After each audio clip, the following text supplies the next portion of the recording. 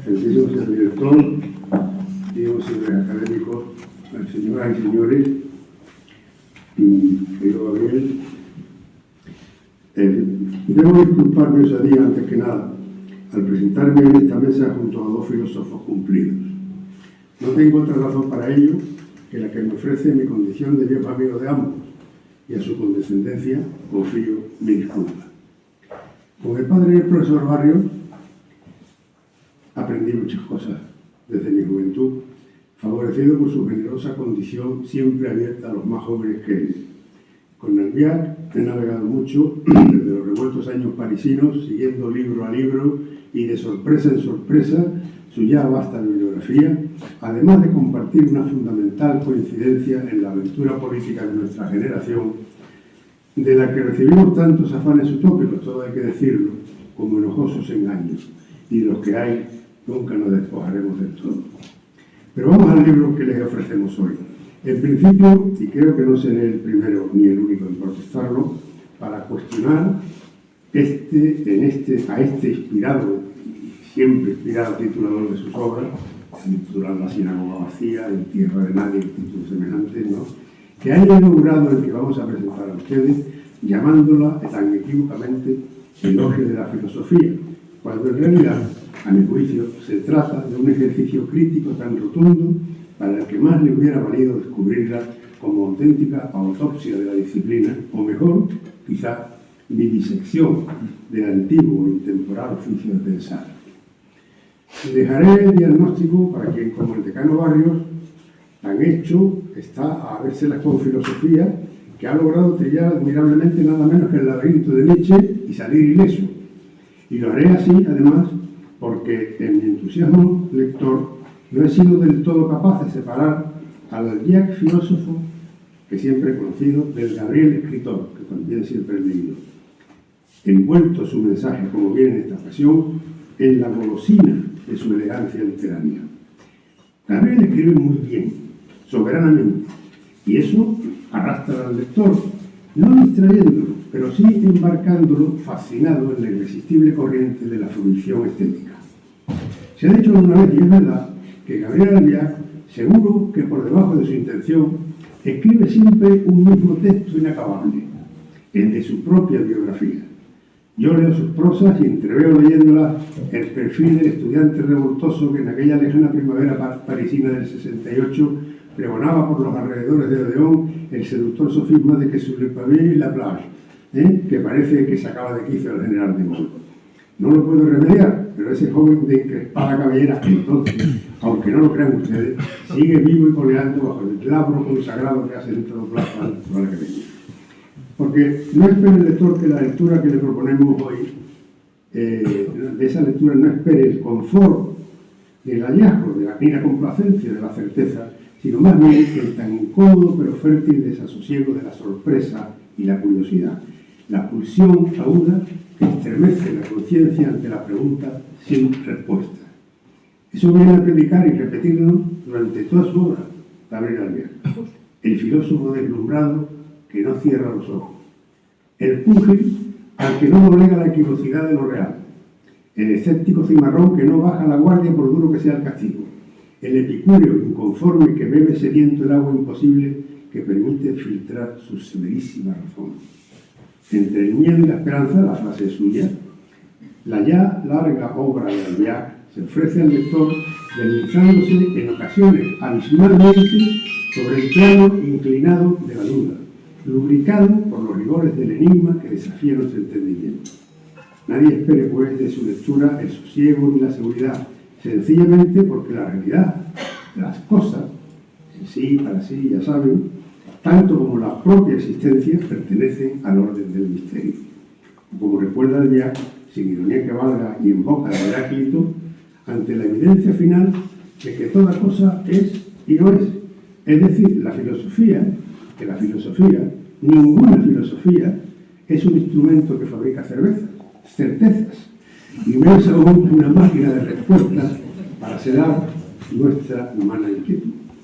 Desde las caligrafías de Platón a los dudosos brochazos del existencialismo, desde el desconcierto primordial de la conciencia primitiva a la ilusoria certidumbre de esta abrumadora ciencia posmoderna, La realidad no es otra cosa que la vacilante visión que nos ofrece la rocosa pared de la caverna. De Platón le viene al Albiac, en efecto, el convencimiento último de que el conocimiento filosófico no puede ser más que un esfuerzo tantálico incapaz de ordenar el laberinto de la realidad. No hay respuestas, eso es todo. Todo lo más podremos escudriñar sobre la roca, sobre esa roca, luces y sombras. La filosofía viene a ser la odisea de un Ulises sin destino, como es su caso. Como las cosas, el propio hombre es un enigma. Por eso yo pienso siempre que cuando Rudolf Otto habló del Mysterium Fascinans, se quedó corto. No escapa Albiac a la melancolía, como no logró escapar Spinoza, su maestro último, ni lo conseguimos los convencidos ilusos que alguna vez confiamos a ciegas en descifrar voluntariosamente el arcano. Dice Gabriel, entre la impertinencia y la resignación, que ese oficio suyo, tan antiguo y tan prestigioso, no ha de salvarnos. Es más, hasta afirma, como comprobará el lector en este libro apasionado, que lejos de facilitarnos el acceso a la verdad, el viejo empeño humano de la filosofía no es en realidad otra cosa que una máquina de construir ficciones. Ahora bien, aunque Albiac, al hacer balance de su experiencia, exhiba con un humillado desgarro y a frase suya la constancia de haberse equivocado en todo, o parezca desvanecerse en el aserto de que la filosofía no merece otro nombre que el de soledad, también le deberemos reconocer, sobre el más lúcido Platón, aunque encaramado sobre Spinoza y Pascal, o de la mano de Shakespeare, de Keats, en este caso, que solo a partir de la filosofía cabe conservar la esperanza en distinguir lo justo de lo injusto. Esa es la íntima y suprema dualidad del pensador, su gloria por encima del fracaso. ¿Quién sabe si su triunfo definitivo? Yo puedo certificarle que Gabriel Albiac no es un espíritu vencido, ni su escepticismo tan terciado de epicureísmo en su sentido más noble consigue reducir su buenísima vitalidad.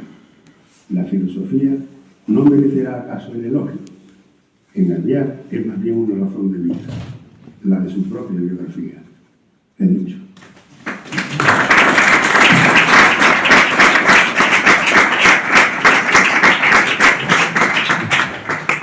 Muchas gracias, Manuel Barrio. Gracias. Excelentísimo señor director, excelentísimos miembros de la Academia, señoras y señores. Es para mí un verdadero placer atender a la invitación a tomar la palabra en esta distinguida casa para participar, volver a participar en la presentación de un libro como hice ya hace unos cuantos años. En aquella ocasión se trataba de la novela Volver al mundo del escritor José Ángel González Sáenz. Al igual que hoy, con José Antonio Gómez Marín, tuve entonces el privilegio de compartir cartel con otro distinguido miembro de esta academia. Me refiero al gran novelista y profesor de literatura José María Vaz Soto. Ambos, por cierto, personas muy apreciadas por mí, y no solo en lo intelectual, sino también con un afecto a medias heredades de mis padres, que fueron buenos amigos de ambos, y a medias también adquirido, entre otros motivos, por el trato que los dos siempre me han dispensado, trato generoso. Así que aprovecho la oportunidad para testimoniar mi gratitud y mi reconocimiento. Si en aquella ocasión me atreví a ponderar una obra literaria junto a un experto en la materia como Vaz Soto, fue porque la novela de González Sáenz incorpora toda una subtrama filosófica, algo nada infrecuente en su narrativa, y eso me excusó un poco de adentrarme en terrenos que no son de mi especialidad. Hoy, en cambio, puedo decir que me siento más en mi propio terreno, pues el libro que presentamos es un libro de pura filosofía. Aún así, y por continuar subrayando los paralelismos entre aquella presentación y la de hoy, debo añadir que este elogio de la filosofía no solo me ha causado una honda y grata impresión por su carga teórica, sino también por su calidad literaria, por su fuerza expresiva, por la destreza con que su autor, Gabriel Albiac, hilvana un singularísimo curso argumental de cuidada factura. En él se trenzan figuras, épocas, palabras e ideas de la sabiduría clásica, junto a referencias literarias, artísticas, En una tradición intelectual que ya desde el primer momento, efectivamente, suena a una odisea despedida para siempre de toda Ítaca, embriagada por la belleza trágica del viaje a ninguna parte.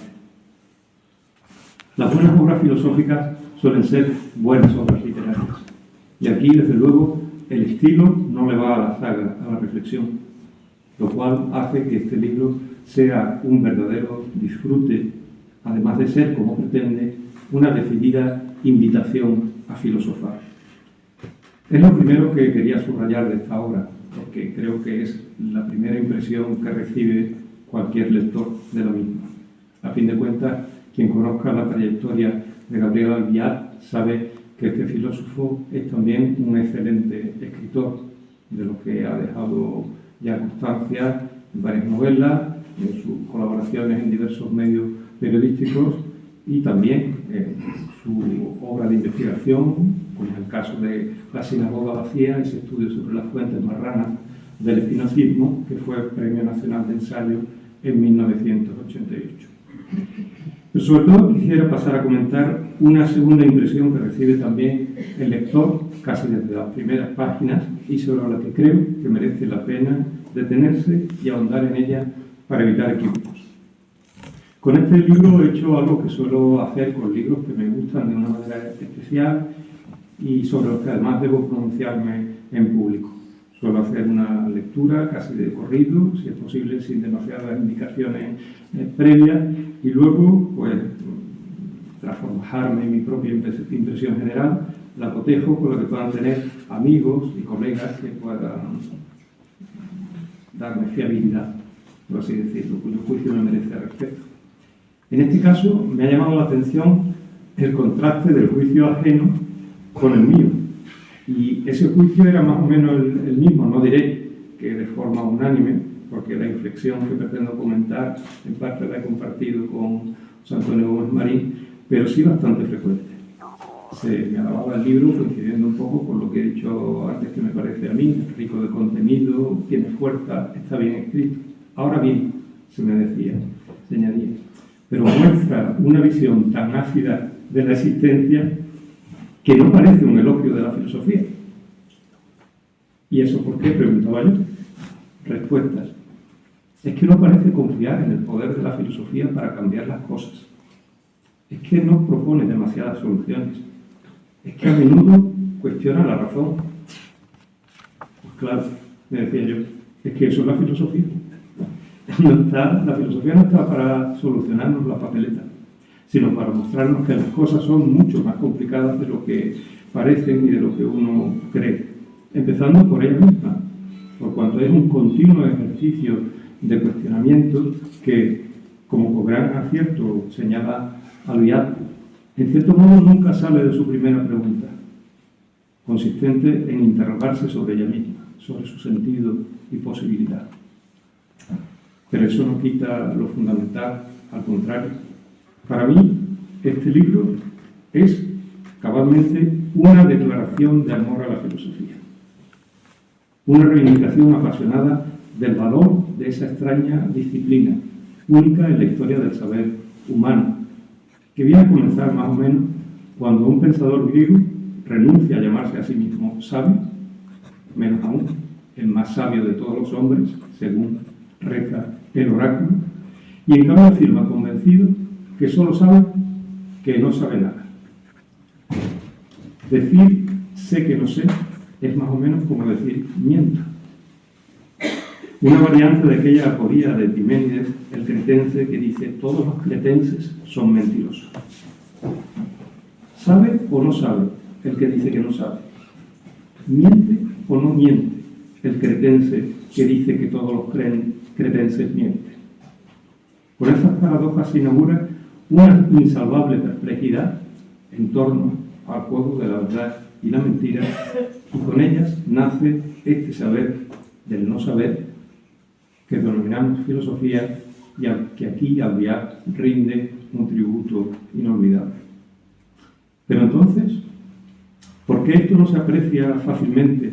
¿Por qué no se percibe que es de amor de lo que va este elogio de la filosofía?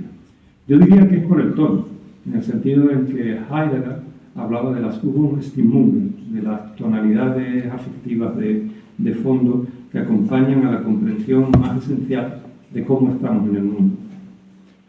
Sin duda, hay en este libro un acentuado tono pesimista, de reminiscencias barrocas, que puede desviar la atención. Doy buenas muestras de ello con 2 citas. En el prólogo escribe Albiac, y fíjense ustedes en el juego con este motivo socrático. Sería yo aún mucho más estúpido de lo que sé que soy si me engolfase en la pringosa esperanza de que estos trazos de tinta pudieran triunfar sobre la devastación del tiempo. Nada sobrevive a un lapso de eternidad lo bastante largo. Un día, los hombres, si los hay, si eso que hubiere pudiera seguir siendo llamado hombres, no sabrán qué es lo que dice la palabra Homero, y no sabrán ni siquiera que Homero fue una palabra. Poco después, no habrá ya animales hablantes, y una pizca de eternidad más bastará para que el universo no sea. Página 17. Y en la penúltima página del libro leemos: vivir, jugar, es definir territorios de transitorios, divisorios, orden y sentido. A través de ellos, el curso del tiempo se finge soportable. De soportables nos revestimos nosotros, fingiéndonos una identidad en él. Sin ese desplazarse escénico, el fluir del tiempo no podría ser más que las presentes sucesiones de difunto que cierran el soneto de Quevedo. Y, al final, nos alcanza una clave metafísica para la cual no hay huida. ¿Por qué soportamos una vida condenada a la muerte y un correr nuestro en el tiempo sin más sentido que el que nosotros le inventamos? ¿A través de qué estrategias podemos eludir la tentación autodestructiva que tiene asiento en el animal que sabe que ha de extinguirse? La vida es un irrisorio juego de escondite con la muerte. Entre una cita y otra, casi 2 centenares de páginas donde abruma la capacidad de Albiac para enlazar el juego indolente de la filosofía con el quehacer de los poetas Keats, Oden, Hölderlin, Quevedo, Góngora, así como abruma su pericia para conjugar al estoico Marco Aurelio con el epicúreo Lucrecio en pos de un Montaigne que abre la puerta a la modernidad más rotunda con Spinoza y tras él los idealistas alemanes, Hegel y sobre todo Schelling y de nuevo Hölderlin. No puedo demorarme en ello, pero les diré que hay aquí trenzados hilos muy finos de comprensión histórico-filosófica que Albiac no explicita, pero que tiene bien en cuenta a la hora de construir el tejido de su obra. Baste, por poner un ejemplo, la recepción de Spinoza en el debate post-kantiano y la continuidad que supone efectivamente el programa del idealismo alemán.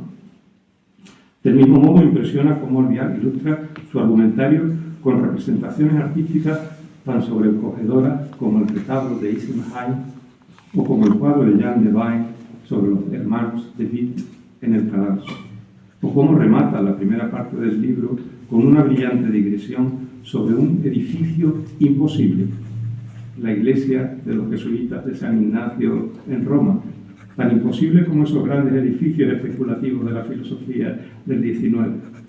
La genial solución de Andreas Kotzsch para construir en San Ignacio una bóveda de la nave central sin cúpula, pero donde parece que hay cúpula, porque está pintada, combina arquitectónica clásica y trampantojo, una metáfora espléndida de esos grandes programas sistemáticos del idealismo.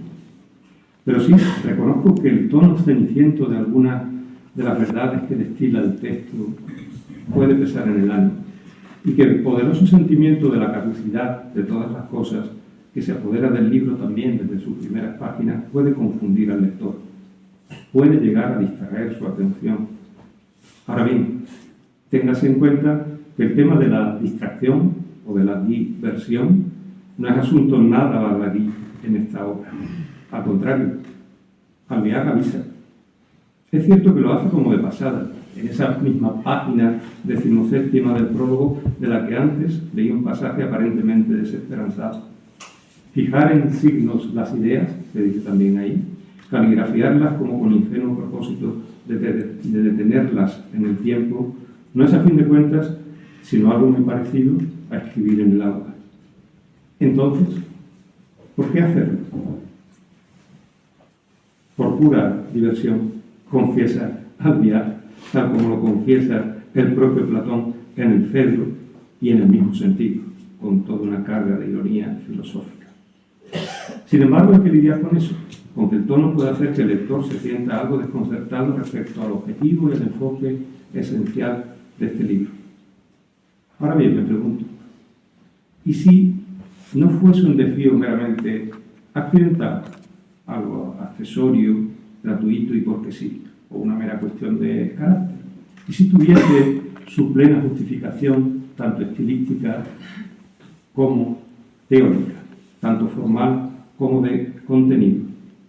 Sospecho que Albiac ha querido dar a este elogio el tono más personal y genuino, de experiencia vivida que se traslada al papel sin filtros, sin disimulos ni expedientes convencionales, sin artificios ni recursos a la autoridad competente. El suyo es un ejercicio de puro pensamiento, de un pensar en carne viva, atravesado por la duda, el vértigo y la fascinación que despierta el asomarse al hondón de lo real sin agarraderas. Así que diversión, distracción o desvío, sí, pero a conciencia, justamente para replicar al divertimento banal que tanto nos ciega y adormece a diario. Aquí, en cambio, se juega otra cosa. Se acepta el libre curso que sigue el pensamiento filosófico cuando abre la puerta de una interrogación y esta lleva a otra, y esta a otra, y a otra, así, hasta acabar concibiendo el mundo como laberinto y como pregunta. Siendo así, ¿cómo esquivar el reto? ¿Cómo esquivar ese reto y refugiarse en el tópico, en una serie de lugares comunes sobre el consuelo de la filosofía? No. Albiac quiere que su reflexión pase por la verdadera prueba de fuego que es la experiencia del desencanto, por el aprendizaje de las decepciones que impone la vida, porque solo tras torcer las falsas ilusiones de la caverna puede uno mirar de frente a lo real. En eso radica para él la mejor enseñanza de la filosofía, y sabe que no se llega a ella sin esta torsión de las expectativas habituales, esas que esperan consuelo, reposo, solución del enigma. Por expresarlo gráficamente, con una imagen que aparece en el texto, yo diría que el método que aplica es el de un retorcimiento crítico, un poco a la manera de ese Cristo retorcido de dolor del retablo de Isenheim, pintado por Matías Reynard, y que tan bellamente se comenta en estas páginas, donde ya no es el hombre imago Dei, sino que es el Dios quien asume en toda su radicalidad, sin resto, la humana condición, quien encarna y soporta todo nuestro dolor hasta mostrarse el mismo piltrafa y coágulo en la cruz. Yo creo que de un modo similar hay en el texto de Albiac algo de este juego de inversiones para llegar al reconocimiento de lo incurable de nuestra condición. Así pues, nada de paños calientes, sin antídotos, reza el título del capítulo primero. Que nadie se llame engaño, que de lo que aquí se trata es justamente de trazar una fenomenología del desengaño. En este punto se hace prueba de vida y verdad, precisamente porque Albiac es consciente de que no basta con escenificar una más de tantas ceremonias contemporáneas de la falta de sentido y a continuación improvisar un prontuario de recetas para la buena vida. Por eso su libro se distancia y se distingue tanto de los modos rancios de las viejas consolaciones filosóficas, en su mayoría ceñidas al tópico religioso, como de las endebles maneras de la literatura actual de autoayuda. De ahí que la lectura de este elogio me haya recordado aquella consideración que hacía Ortega en sus meditaciones del Quijote, cuando decía que su obra trataba de recuperar el mejor espíritu de ese género literario que un humanista del siglo XVII hubiera denominado salvaciones. Solo que a diferencia del género consolatorio latino, que todavía se perciben muchas salvaciones del primer humanismo, ya no se trata de anular el dolor de este mundo redimido en la trascendencia. Salvar las cosas significa, para Ortega, mostrarlas en su verdad, dejar que sean en la plenitud fugaz de su aquí y ahora. También para Albiol. Su movimiento desmitificador de todo consuelo es igualmente rotundo, porque también combate el autoengaño de una razón que se quiere intronizar y sustituir al Dios ausente, fusionándose con la historia en un final feliz no menos transmundano. Este es, por tanto, el contexto histórico en el que se instala este elogio de la filosofía, que tiene la virtud de mostrarse a la vez intemporal y urgido por las demandas del propio tiempo. Ese tiempo, ese contexto, es el de una modernidad tardía que revisa críticamente su legado y que toma distancia de los grandes metarrelatos decimonónicos, esos que dieron paso a las ideologías desencadenantes de las mayores convulsiones del siglo XX. Pero no lo hace como la Vulgata posmoderna para renunciar a toda racionalidad del proceso, sino para regresar a esa encrucijada germinal en la que la razón moderna aún buscaba desatarse de los viejos dogmas y situarse a sí misma en sus justos límites. Por eso, la segunda parte del libro, cuyo título genérico reza del Dios ausente, tiene su clave bóveda en un capítulo titulado Dioses barrocos, y a partir de él se afronta el conflicto entre embrujo y desencanto que cursa a lo largo de toda la modernidad. Si, como dice Foucault, con Kant se inaugura un nuevo territorio para el ejercicio del pensamiento, en la medida en que éste abandona la vieja aspiración a constituir un discurso válido sobre la infinitud y se sitúa en los límites de lo finito, por su parte, Albiol remonta ese giro kantiano al siglo anterior, al siglo XVII, al siglo de Spinoza. El Spinoza más estoico sirve aquí de nexo entre las meditaciones del emperador, filósofo Marco Aurelio, y la poetización hegeliana de los dioses huidos. Spinoza, pues, situado en el centro del giro moderno hacia una aceptación de la inmanencia, una aceptación de la inmanencia que no tacha a Dios, porque Albiol se declara buen ateo católico, pero sí que constata su retirada en los asuntos humanos, de manera que ya no cabe apelar a un poder absoluto como expediente de legitimación. Solo nos queda, conscientes de la limitada potencia humana, apostar radicalmente por la convivencia democrática. Algo bien distinto, dicho sea de paso, de muchas de esas proclamas populistas que cuando hablan de democracia radical, lo que quieren decir con ello no es profundización en la democracia, sino su supresión y su sustitución por otra cosa. Pero en fin, no comento cuestiones de actualidad política. Vuelvo a Spinoza, por tanto. Spinoza como centro de ese giro. Un giro que se vino a anunciar antes, ahí donde despuntaba el humanismo, con el redescubrimiento de la obra de Lucrecio y su celebración de la realidad terrena. Albiol se remite al libro de Stephen Greenblatt, que narra el rescate en 1417 del último ejemplar del Terrenum Natura lucreciano por parte del bibliotecario papal Porcio Tracciolino. La obra de Greenblatt se titula, por cierto, El giro. En definitiva, de giros, desvíos, diversiones y torsiones se compone este deslumbrante itinerario intelectual. Albiol, es verdad, nos hace atravesar toda la melancolía de un viaje de desprendimientos, también la melancolía de estos tiempos póstumos en que, como dijo el poeta, llegamos demasiado tarde. Lo hace, sin embargo, para decirnos que lo que nos corresponde es aprender a habitar un tiempo vacío de dioses, sin horizontes grandilocuentes, cuidando lo incurable de nuestra infirmitas. Esta paradójica cura sui, cura que se cuida de lo que no tiene cura, es la única propia de la filosofía. Y lo hace Albiol para decirnos también que este vivir sencillo, sin énfasis, en libertad, es el mejor recurso que tenemos frente a toda servidumbre.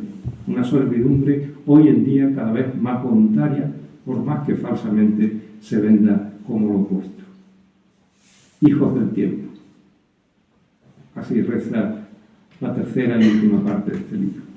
Ser hijos del tiempo, asumirlo, aceptarlo y descubrir entonces la maravilla que hemos sido capaces de inventar y a la que llamamos espíritu, esa que encierra el más apasionante y el más peligroso, hoy día también el más amenazado de todos los juegos.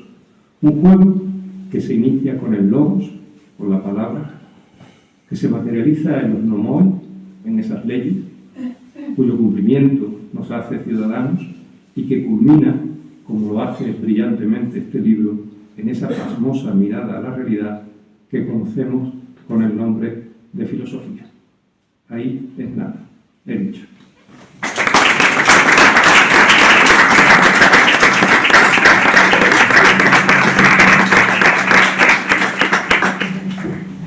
Muy bien, muchas gracias. Y tras esta presentación e introducción, ambas magníficas, tiene la palabra y, por tanto, lo que en el mundo del derecho sería la versión auténtica del autor, ¿no? Así que tiene la palabra don Javier. Aquí, sí, ya está. Bueno, sabía al venir aquí que me aguardaba un momento difícil. Creo que no llegaba a calibrar hasta qué punto. Difícil porque hablar en esta institución, incluso en este espacio, es algo que impone extraordinariamente. Difícil porque escuchar a un amigo ya de tantos años, de tanta finura del análisis como José Antonio, le produce a uno un cierto deseo de desvanecerse en el aire. Difícil porque conocía la capacidad del profesor Barrios para analizar un texto y dejarlo en la exquisita forma casi ascética con la que él se lo ha dado a ustedes. Quizá el único problema es que a lo mejor quedan decepcionados cuando leen el texto, porque verdaderamente difícilmente podría yo decir una palabra mejor formulada que las que Manuel Barrios ha elaborado. Y naturalmente sabía también que me sería difícil agradecer suficientemente a todos ustedes que estén aquí esta tarde para escuchar a este caballero que, a fin de cuentas, lleva toda la vida encerrado en su biblioteca con sus libros, sin ya más objetivo que el de tratar de entender, lo cual quizá no sea lo que más divierte en estos momentos.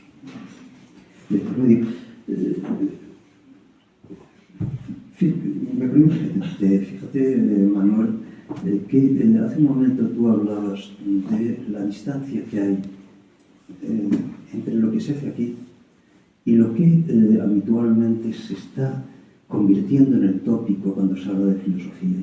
Una especie de versión de andar por casa, de versión doméstica de eso que llaman autoayuda. Vamos a ver en la relación del ciudadano con sus sacerdotes, con sus confesores, con sus maestros espirituales. Hay un elemento de grandeza que uno ve maravillosamente cuando lee los textos del siglo XVII, cuando uno lee, qué sé yo, las memorias del secretario de Monsieur de Sacy, de Fontaine, contando las relaciones de los maestros espirituales de Port-Royal con sus gentes. Resulta que de los maestros espirituales hemos pasado a los libros de autoayuda. Una de las cosas más horriblemente obscenas que ha inventado el ciudadano moderno. Fíjate que yo posiblemente lo que más agradezco a mi editora, a Imelda Navarro, es que haya aceptado este libro. Yo cuando se lo di, dije, mira, te lo doy, no creo que puedas evitarlo.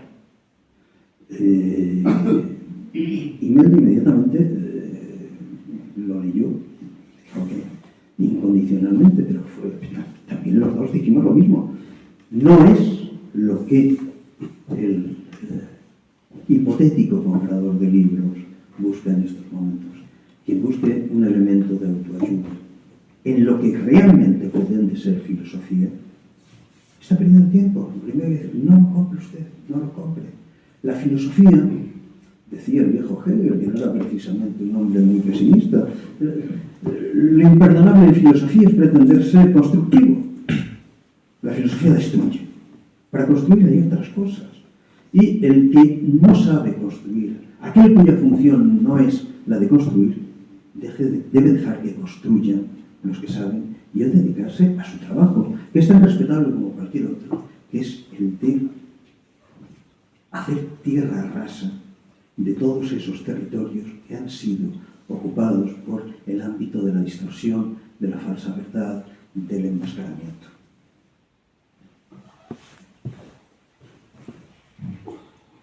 Verán, a propósito del tono del libro, en carta a su amigo Curtius, Hegel, el 30 de octubre de 1819, Hegel es Dios, tengan ustedes en cuenta, tanto en el terreno académico como en el terreno social. Es uno de los tres jóvenes de Tübingen, Schelling, Hölderlin y Hegel, el triunfador es Hegel. Schelling ha quedado abandonado y olvidado, Hölderlin ha atravesado su locura.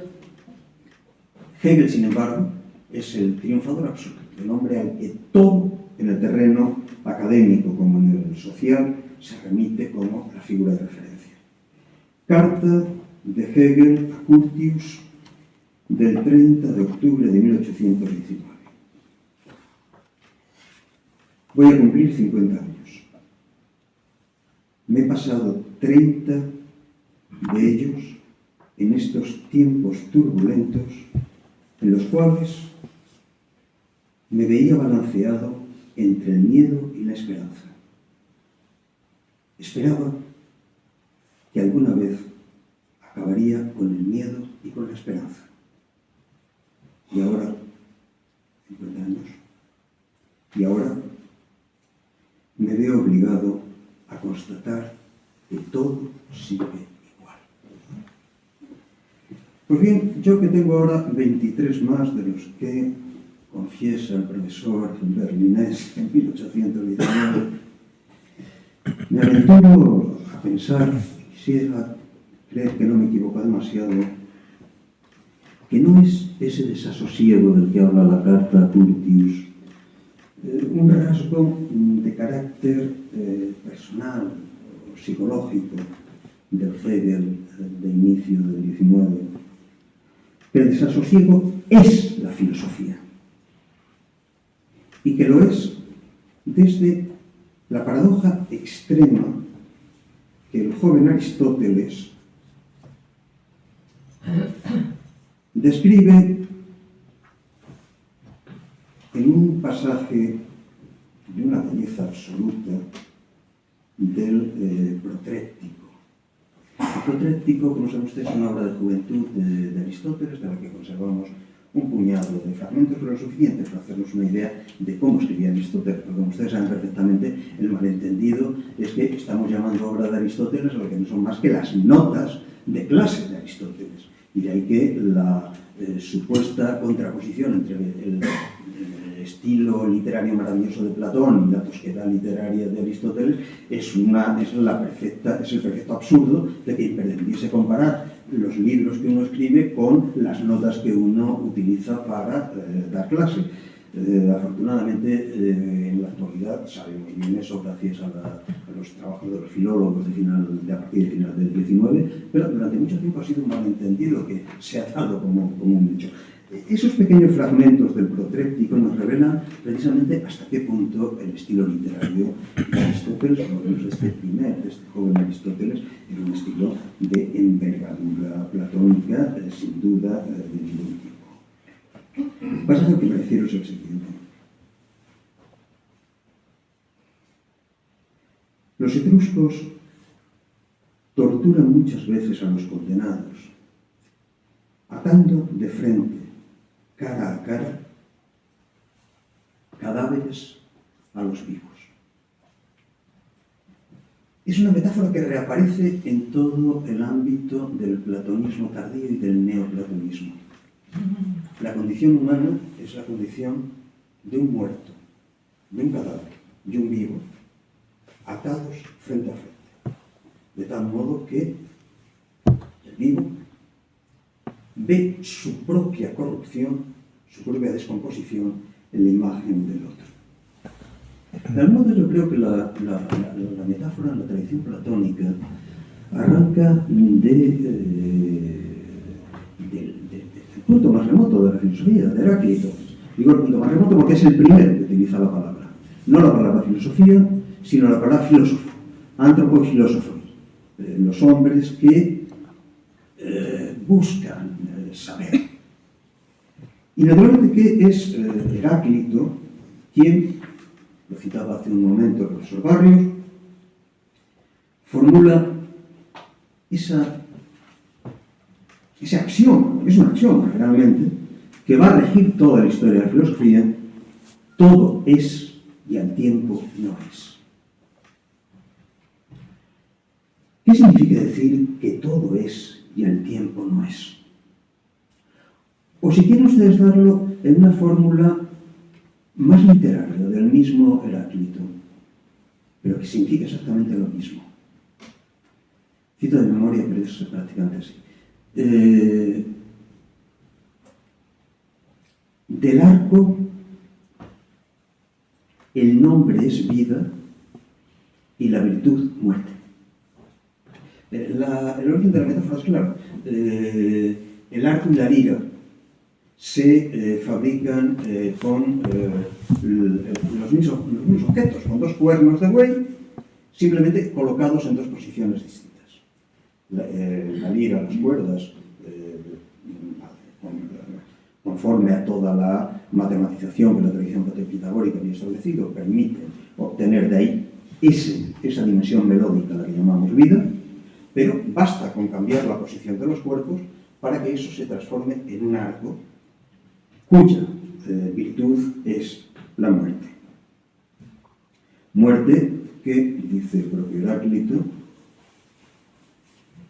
es todo cuanto vemos despierto, del mismo modo que cuanto experimentamos dormidos es sopor. Esa idea de que bios y thanatos, de que lo vivo y lo muerto son lo mismo, que es una idea que arranca naturalmente de la tradición apolínea y dionisíaca, de la articulación de lo apolíneo y lo dionisíaco, maravillosamente estudiada por Nietzsche, pero antes que por Nietzsche, por el maestro de Nietzsche, por Erwin Rohde, que en su Psyché pone todos los elementos para entender hasta qué punto esa paradoja, esa articulación de que llamamos vivo a lo que muere, es esencial con el pensamiento griego. Pero un pequeño excursus. Es gracioso. Hace unos años, un extraordinario alumno mío que desgraciadamente no pudo completar su proyecto porque murió demasiado joven, estaba preparando una tesis doctoral sobre la herencia griega en el Capital de Marx. Y entonces de pronto yo le digo, mira, búscate un pasaje en el que Marx dice, en el libro primero del Capital, en la naturaleza, como en la historia como en la naturaleza, la podredumbre es el laboratorio de la vida. Y busca de dónde viene eso. Obviamente que yo sabía de dónde venía, pero enseguida no hubo ningún problema. Eso es una cita literal de Aristóteles. de degenerazione e corruzione, que se configura, yo pienso, como uno de los momentos mayores de la obra de Aristóteles. Para mí ese pasaje leído en el Degenerazione e corruzione produce estupor, no se puede tener una lucidez semejante, y que de algún modo determina todo el pensar occidental. La idea esencial de que llamamos vida a lo que está muriendo. Y que solo el hecho de estar muriendo nos permite decir que estamos vivos. Pues naturalmente, ¿cómo decir? Claro que uno puede ocultarse ese aspecto paradójico de que somos vivos, atados a muertos, cara a cara. Claro que podemos ocultárnoslo, pero ¿qué sirve ocultarlo? Cuando Epicuro trata de salvar la condición humana, lo que está haciendo precisamente es decir, enfréntate a ello. Somos finitos en el tiempo. Eso significa que moriremos. No busques huida de eso. Aprende solamente una cosa, que cuando la muerte esté, no estás tú. Y que por lo tanto, lo que no puedes es fingir la falsa escena épico-trágica de tu encuentro con la muerte. No habrá nunca tu encuentro con la muerte. La muerte que conocerás es cada minuto de tu vida.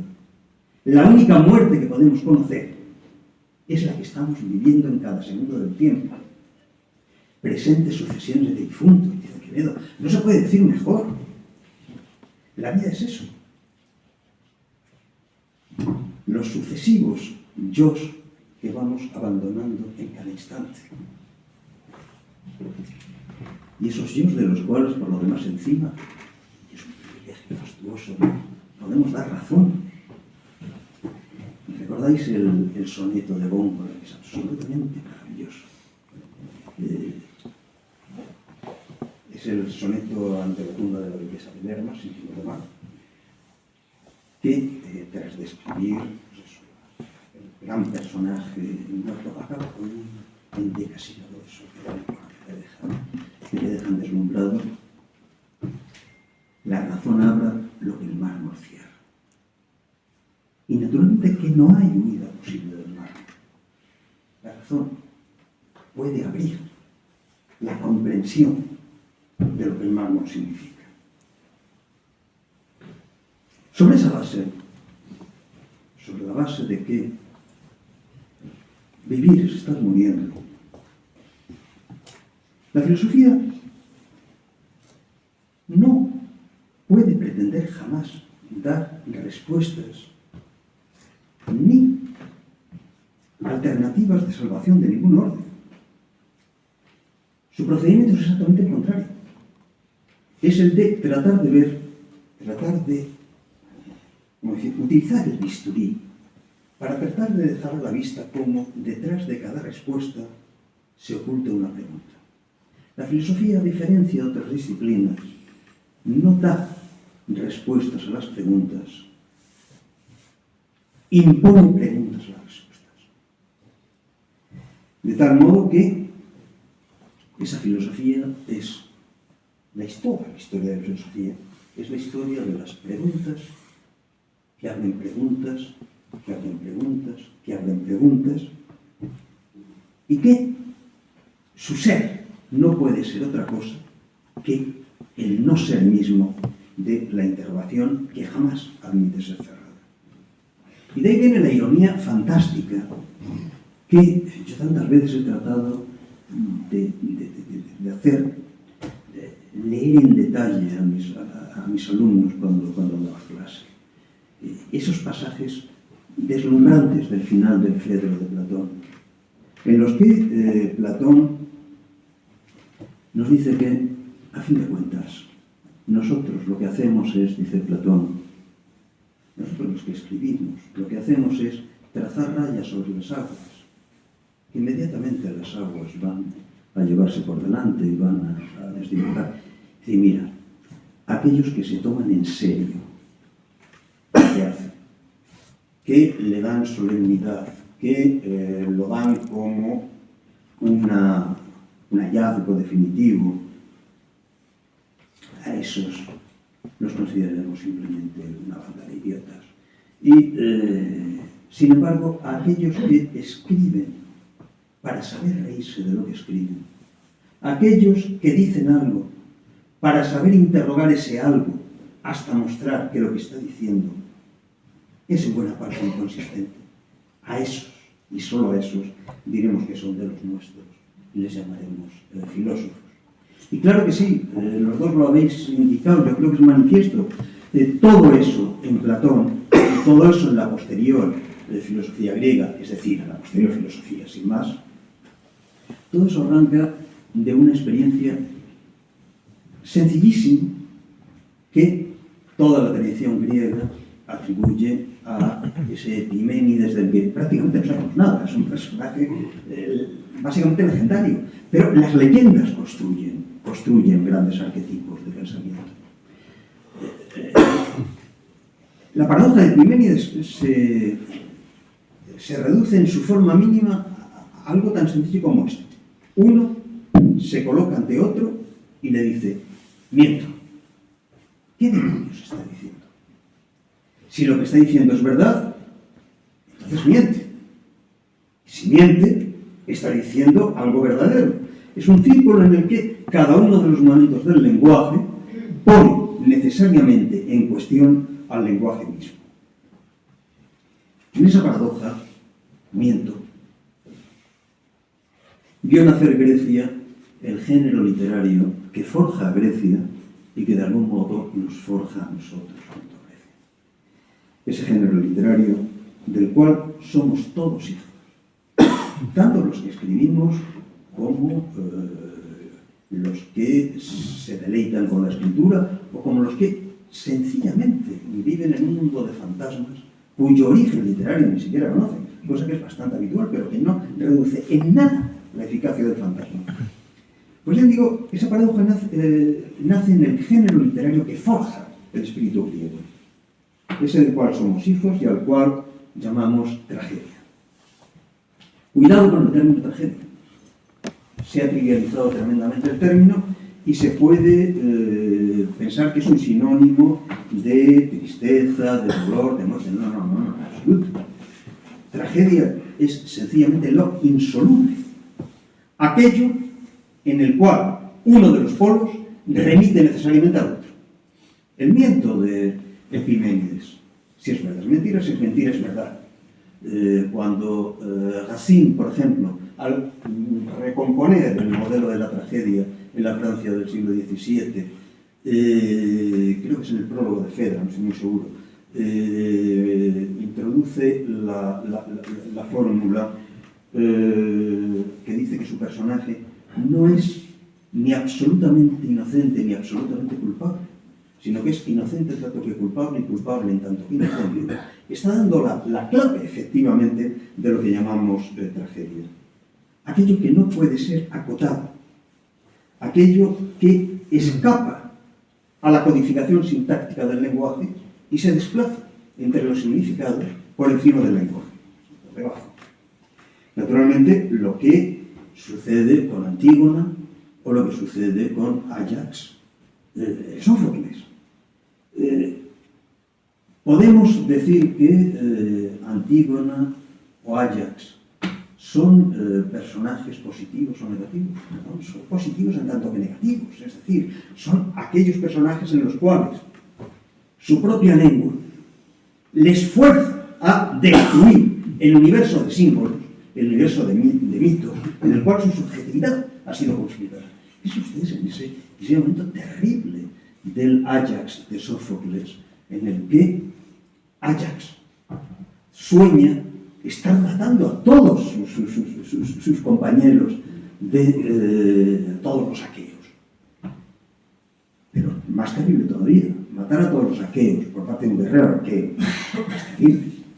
Pero realmente terrible viene después. Despertarte y darte cuenta de que has estado matando a un rebaño de corderos. El mayor guerrero de los aqueos, sometido a la locura de destruirse en el acto mismo en el cual piensa estar cometiendo una heroicidad loca, pero lo hizo ya a fin de cuentas. De ese género literario de la tragedia, la filosofía es lo que Platón llama una segunda navegación. Una segunda navegación que trata donde Sófocles, Eurípides, tratan de poner narración, buscar el esqueleto de las interrogaciones a las cuales la narración ha dado cuerpo. Poner pregunta, por tanto, a todo aquello que la lengua griega ha contado. Pero cuidado, también a todo aquello que la lengua griega ha fijado en nombres, en hechos. ¿Recuerdan ustedes ese texto sorprendente por tantos conceptos que es la carta séptima de Platón? Antaño, cuando era joven, yo soñaba, como todos los de mi edad, en adentrarme lo antes posible por el camino de la política. Claro, la política es bien, también en el sentido contemporáneo, en el sentido griego, la política, la administración de la polis es el momento supremo del ciudadano. Y de pronto, esa percepción, pero esa certeza de los nomos, ocultaba en realidad una distorsión, un engaño básico. Descubrí entonces que solo abandonando esa intervención directa en lo que la lengua me daba como mi deber de ciudadano, alejando de ello y dando un rodeo, la palabra que utiliza Platón, a través de la filosofía, solo de ese modo me sería posible entender cuáles eran las fuentes de una sociedad trágica, como efectivamente es Atenas tras la guerra del Peloponeso. Y pasamos a la cuestión básica que todos mis amigos me han señalado tantas veces, José Antonio, Manuel, recuerdo que también Ignacio Gómez de Liaño me señaló lo mismo. ¿Esto es un elogio de la filosofía o es una tragedia de la filosofía? Y naturalmente, con lo que les venía indicando hace un momento, pienso que la respuesta está prácticamente dada. Porque ambas, elogio y tragedia, para un griego, son exactamente lo mismo. No hay mayor elogio de la figura de Antígona que la que levanta Sófocles en su obra. Como no hay mayor construcción de la figura terrible del héroe que la que nos da la figura trágica de Ajax. La tragedia, para un griego, en ese sentido de forzar a la lengua a entrar en incompatibilidad consigo misma, la tragedia es el elogio del desasimiento. Frente a la certeza, yo soy yo y todo está claro. Tengo una identidad perfectamente marcable, registrable, y frente a ella todo lo demás es sencillo de mostrar. El desasimiento, la pérdida del suelo bajo los pies, que es la característica de la tragedia, que está en Edipo, que está en Antígona, está en Ajax, está en Medea, es naturalmente el desarraigo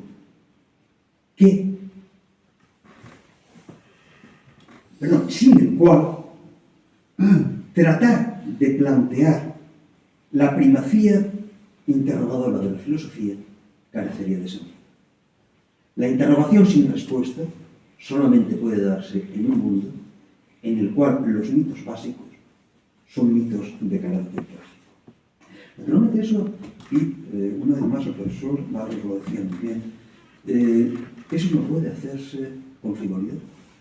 Ese señalar los límites de la capacidad de dar razón de sí mismo, de la propia razón, requiere un rigor extremo, de lo contrario se convierte en una trivialidad.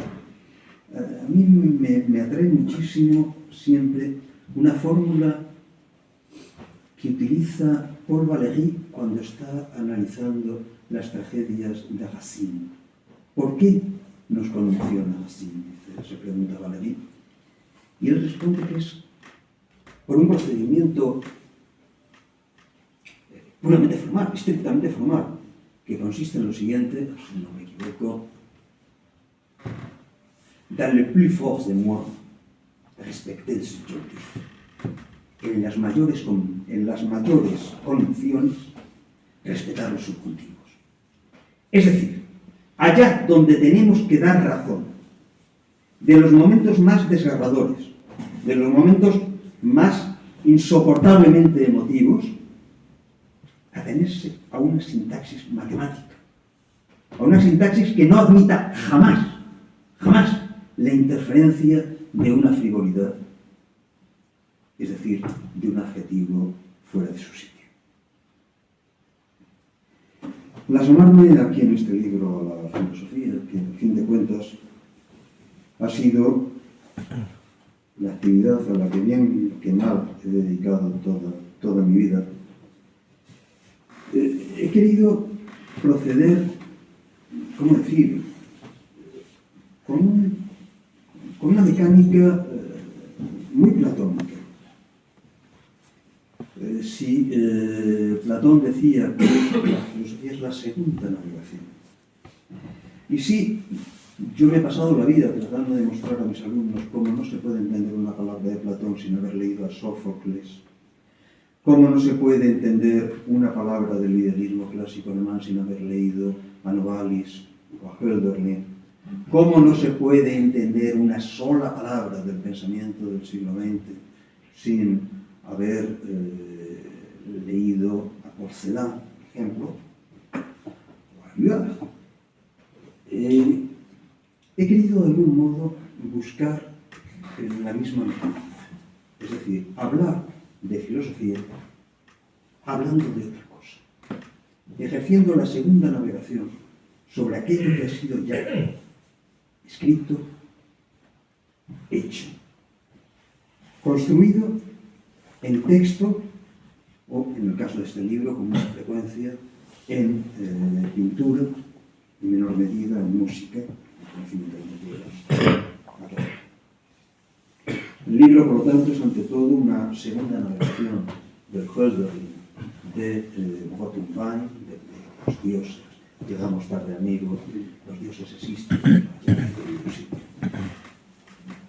Del Keats, de dos o tres momentos majestuosos. La bella dama sin piedad, Lamia, a la cual se dedica todo un capítulo muy amplio, porque es probablemente el poema más cerrado sobre la capacidad destructiva de la filosofía que haya concebido la tradición romántica. A Nerval, que probablemente haya sido el autor de los mejores sonetos del final del siglo XIX francés. En particular, esa serie de sonetos a Cristo en la cruz, que son terribles y que empiezan, es curioso, con una falsificación.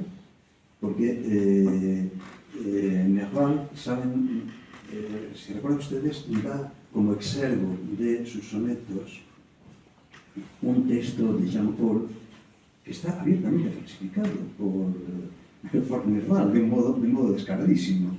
En el francés de Nerval, la traducción francesa, Dieu de mort, pleurez homme, nous sommes sans père. Bueno, es que efectivamente, Jean Paul dice eso, pero lo dice en el curso de una pesadilla, precisamente para mantener al final de su texto la tesis contraria, la de que eso sería una pesadilla insoportable. A partir de eso, Nerval hace una meditación sobre la muerte de Dios, que vamos a ver, es probablemente lo más hermoso que se haya hecho jamás sobre la visión trágica de la divinidad. Y me he referido efectivamente muy detenidamente, lo he señalado también en la obra de Owen, probablemente de los poetas contemporáneos sea el que, de un modo más sutil, más estoico, con esa especie de distancia, de frialdad que tiene Ouden cuando escribe, digo, el que más finamente haya dado la posición trágica. Ouden era un hombre creyente, pero que al mismo tiempo sabía hasta qué punto la creencia, por definición, consiste en no saber. Si alguien sabe, no necesita creer, vamos a ser serios. La creencia es una tragedia también en el sentido griego. Es el enfrentarse a la convicción de algo, de lo que no puedes dar una justificación que no sea la de tu propia fe. Los poemas de Ouden, en cualquier término, está hablando de lo que está hablando, son continuamente esa puesta en cuestión de quien tiene que decir aquello que está más allá de lo que puede decir. También, naturalmente, en el ámbito de la estética, les decía, hacéis referencia a la iglesia de San Ignacio en Roma. Yo recuerdo perfectamente la primera vez que entré en esa iglesia en el año 1900, vamos a ver, debía ser 74, 73. De pronto uno avanza y de pronto tiene la impresión, ¿pero qué pasa aquí? ¿Pero qué demonios pasa aquí? Yo tuve la suerte de entrar en esa iglesia sin haber leído nada sobre aquello. ¿Qué demonios pasa aquí? Lo que pasa es que todo es mentira. Que todo, rigurosamente todo es mentira. Pero que precisamente esa mentira construye la verdad que la estructura simbólica del templo está destinada a darnos. Como ustedes saben, en Roma las iglesias jesuitas son un vía crucis que acaba en el Vaticano. El punto crucial de ese vía crucis tenía que ser naturalmente la iglesia dedicada al fundador, la iglesia de San Ignacio. Pero había un pequeño problema. Para que las iglesias sean reconocibles, que es naturalmente la idea genial de la compañía, la convicción no procede del conocimiento, sino del reconocimiento. Entonces, el reconocimiento requiere que el fiel, en el momento mismo en que llega ante la puerta, sabe ya lo que va a encontrar y lo encuentra. Bien, pero hay un pequeño problema. Hay veces en que el reconocimiento choca contra la realidad. Y en este caso la realidad es maravillosa, la realidad se llama biblioteca. Las cúpulas tienen un pequeño inconveniente. Son opacas. Proyectan sombra. Y da la maldita casualidad de que el espacio donde había que construir la iglesia de San Ignacio está en el costado, si ustedes lo recuerdan, de lo que era la biblioteca de los dominicos. ¿Qué sucede si plantas ahí una cúpula? Nosotros estamos acostumbrados a que la política nos da igual, no nos da igual, pero podemos prescindir de la luz natural. En el siglo XVII no. Entonces, naturalmente, en el siglo XVII, plantar una cúpula en el lateral, junto al lateral, frente al lateral de la biblioteca de los dominicos, significaba prácticamente inhabilitar la biblioteca. Entonces, el problema de la compañía era ¿y cómo se construye una iglesia idéntica a la estructura imaginaria que proyecta el Jesús, que no rompa la continuidad de la serie de iglesias que llevan hasta el Vaticano y que, sin embargo, posea una cúpula que no sea una cúpula, es decir, una cúpula sin sombra? Pues naturalmente eso no lo puede resolver un arquitecto. ¿Quién puede resolverlo? Un matemático, exclusivamente un matemático. Andrea Pozzo no era arquitecto. Andrea Pozzo era uno de los grandes matemáticos de la compañía. Se encarga Andrea Pozzo de traerse una perspectiva geométrica que produzca en el ojo del fiel en el momento de entrar allí dentro exactamente la impresión de la cúpula, y les aseguro que el efecto sigue hasta el día de hoy siendo extraordinario. Naturalmente, en el juego que he tratado de hacer de segundas navegaciones, por la poesía, por la arquitectura, por la cultura, Grünewald y el Jan Devine, que aparecen en el libro, introduce ese elemento de distancia que decía el Fedro, que nos permite sonreír ante lo que estamos escribiendo, saber que no vamos a adoptar la realidad, que la realidad se nos lleva por delante siempre. Pues empiezan ustedes de un modo más brutal, recoger aquello que el gran Pascal anotaba en uno de sus papelitos que nosotros conocemos como los pensamientos y que se han salvado de maldito milagro, porque aquello no era el borrador de un libro, como se dice a veces. Eso es una tontería, que cuando hice la edición crítica de los pensamientos tuve que enfrentarme a eso, y es perfectamente claro. Esos eran los papelitos, las notas que iba tomando Pascal y que iban al cajón de los papeles. Lo más que eso hubiese acabado en el culo de la basura. Casi milagrosamente se salvó. Y es, yo pienso, para nosotros uno de los tesoros del siglo XVII más altos y más complejos. Pero digo, en uno de esos papelitos, Pascal deja la siguiente nota. Se moqué de la filosofía, se ganó a filosofía. Burlarse de la filosofía es el verdadero modo de filosofar, tomar distancia respecto a ella. No hay nada que mate la filosofía más que ese espíritu de seriedad, esa pretensión de estar proporcionando una clave definitiva de la realidad. Miren, lo que estamos en todo caso es desintegrando claves de la realidad, pero no dar filósofo claves. Eso sería moverse en un territorio distinto. Es divertido cuando Pascal, en lo último que hace, que son las 3 lecciones sobre la condición de los poderosos, son 3 lecciones que da para el duque de Luynes, para el hijo del duque de las Chevreuse, el duque de Luynes, que no sé, es un chaval de 15 o 16 años.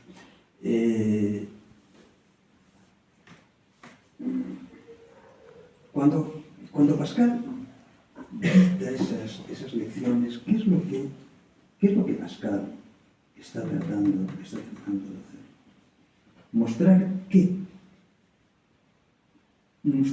todo lo que durante las 2 primeras lecciones ha tratado de enseñar a su alumno como doctrina política no es más que algo que, si pretende actuar en términos de verdad, tiene que arrojar directamente a la papelera. Es decir, algo que solo sirve para perder por completo la perspectiva de la verdad. Es una cosa fácil. Todo lo que os he contado hasta aquí, que es el final de la tercera lección, no llega a ninguna parte. Puede usted hacerlo si quiere, pero se condenará. ¿Cómo hacer un tipo de texto que no pretenda construir y que precisamente en su capacidad de destruir, en su capacidad de romper evidencias, de romper seguridades, nos ponga, nos exija, nos imponga afrontar la verdad? Sobre esa base, la estructura del texto de la filosofía es muy clásica. Son los 3 momentos que habéis señalado. Un de veritate que en realidad está planteado por el revés, pero que es lo mismo. Es un acerca de la mentira. Porque a fin de cuentas, la verdad no es nunca un punto de arranque. La verdad, como mucho, es un punto de llegada que exige atravesar todo el mundo de ficciones, de distorsiones, en el cual se forma la subjetividad misma. Nuestra propia subjetividad no es más que un nudo de ficciones sintácticas. Un segundo momento, un dedeo, que en este caso es un de Dios ausente, pero, cuidado, eso sí que no es ninguna originalidad.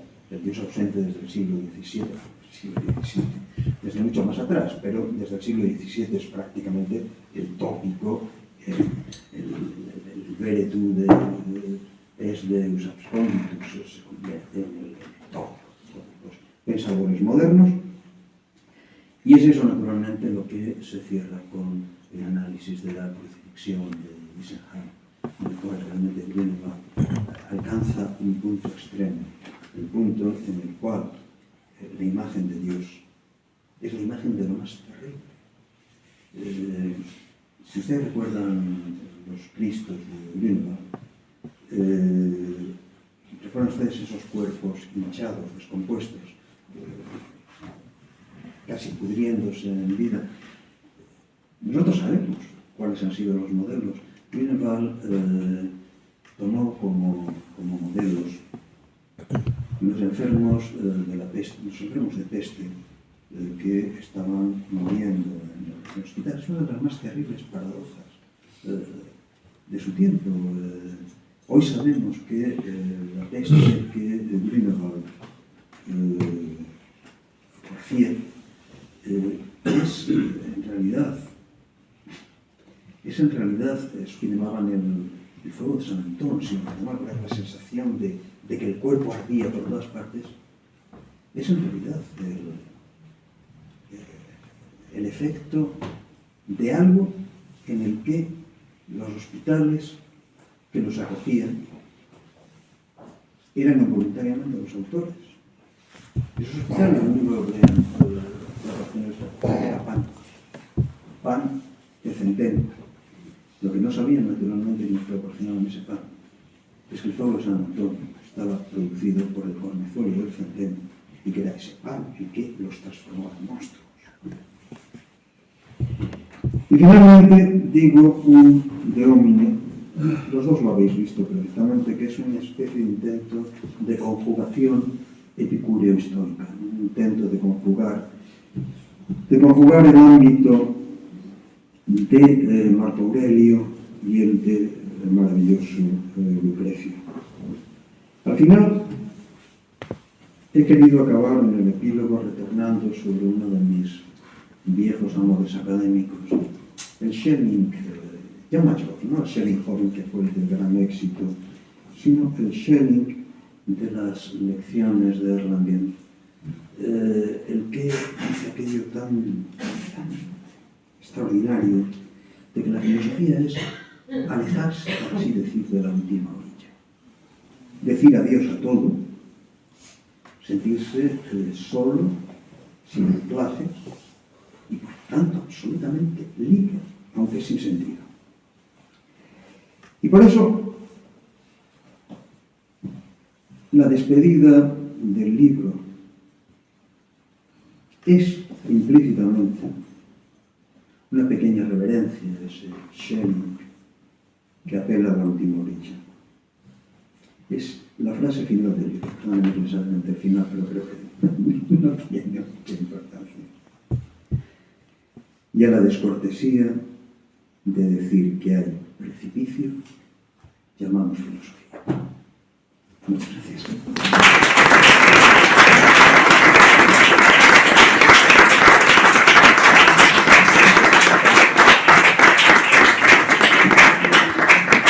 Si alguien quiere plantear alguna cuestión al autor.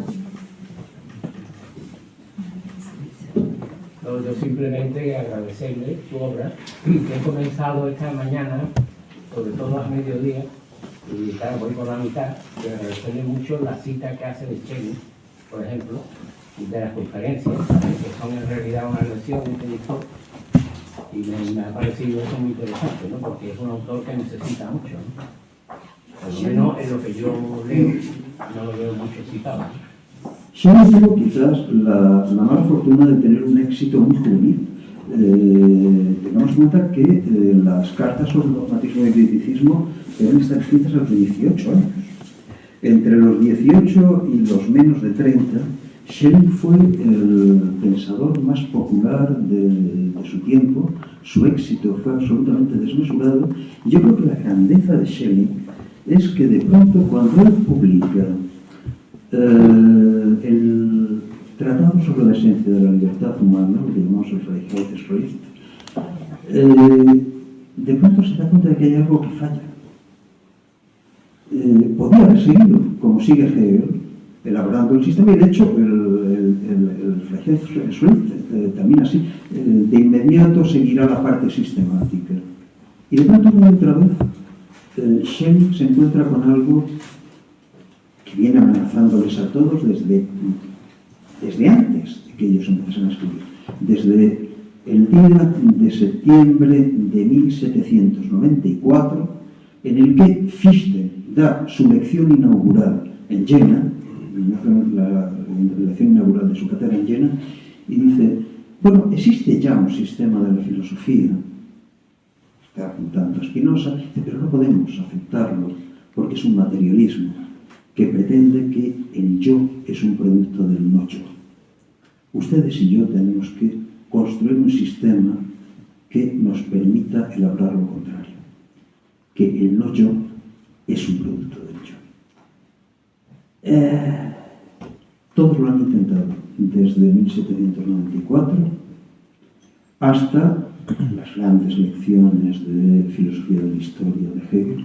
Probablemente el único de todos ellos que, precisamente en el Freiheitsfried, ha tenido la inmensa honestidad de decir, no, nos hemos equivocado, las refutaciones que estamos haciendo de Spinoza no son consistentes. Es Schelling. Y Schelling sigue toda su vida escribiendo. Es el que muere más tarde de todos ellos. Yo creo que muere, a lo mejor me equivoco, pero yo creo que es en 1854. Una barbaridad. Una barbaridad. A su muerte deja un montón de manuscritos descomunales que solo se editan póstumamente, pero no vuelve a publicar una línea, porque una y otra vez piensa que no está dando con la clave para conseguir sistematizar el proyecto. Es de una grandeza absoluta. Y esas lecciones que se citan, que son las lecciones de Erlangen, yo era de los textos más bellos que conozco de filosofía del siglo XIX. Además están casi todos inéditos, o sea, todas. Bueno, eso se editó tras la muerte de Schelling. Él prácticamente no volvió a editar. Termina el libro que son inéditas, ¿no? No, que quedaron inéditas en vida de Schelling. En la actualidad todo está editado, naturalmente. Pero Schelling no vuelve a editar. Algún pequeño artículo, cosas completamente menores.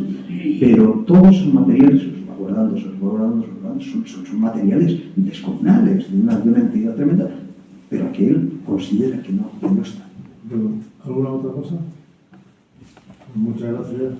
Muchísimas gracias a ustedes. Nos vemos. Un libro, pero cargado de mí.